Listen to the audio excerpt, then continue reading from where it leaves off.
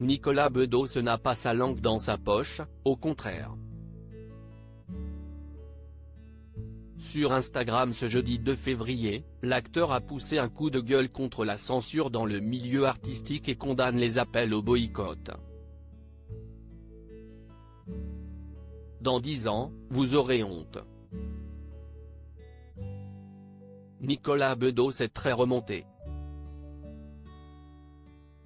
Sur Instagram, l'acteur, connu pour ses prises de parole controversées, et qui n'hésitait pas à jouer les provocateurs il y a quelques années avec ses chroniques dans On n'est pas couché, a poussé un coup de gueule contre la censure dans le milieu artistique. À propos de l'appel quotidien au boycott de certains artistes et à l'interdiction de leurs œuvres, écrit-il. Il précise, il ne s'agit pas tant de défendre un tel ou un tel, mais de rappeler quelques principes fondamentaux dont l'histoire a prouvé l'importance capitale pour nous tous.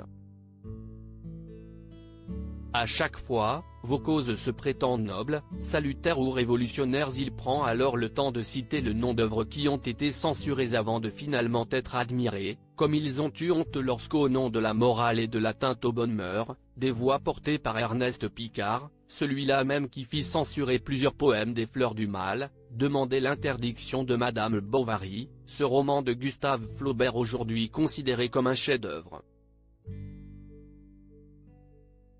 Il rappelle alors le but de la censure, selon lui, régenter la fiction, qu'elle soit faite de dessins, de mots, de films ou de chansons, bâillonner l'opinion, interdire le débat, la satire, l'expression d'une idée, d'un malaise qui, demain, semblera anodin, légitime ou nécessaire.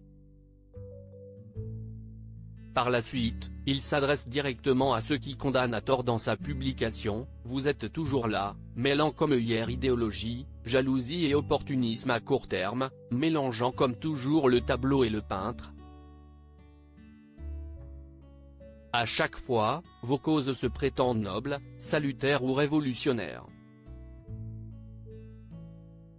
Elles prennent en priorité pour cible les succès et les talents, parce qu'ils osent le questionnement et la divergence, elles dénoncent la dénonciation, faute de recul et d'honnêteté intellectuelle. »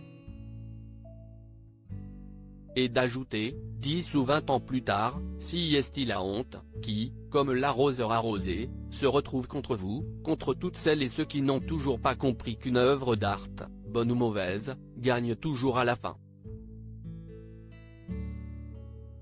Un coup de gueule qui n'arrive pas par hasard. Tout au long de son coup de gueule, Nicolas Bedos ne précise pas de quoi il parle.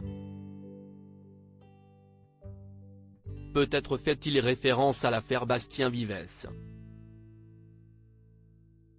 L'artiste devait être exposé au festival d'Angoulême le week-end dernier, mais à la suite d'une controverse sur les réseaux sociaux, l'organisme a préféré faire marche arrière.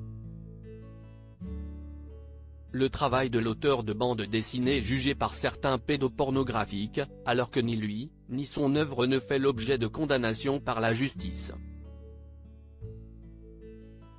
De ce fait, plusieurs artistes ont pris la parole ces derniers jours pour le défendre, regrettant que la liberté d'expression soit de plus en plus menacée. À moins qu'il ne s'agisse d'une toute autre affaire moins médiatisée. Views is post on Instagram à post shared by Nicolas Bedos @NicolasBedosOfficiel, à lire aussi. On lève la tête et on avance. Très déçu, Nicolas Bedos réagit à l'absence de nomination de son dernier film au César 2023.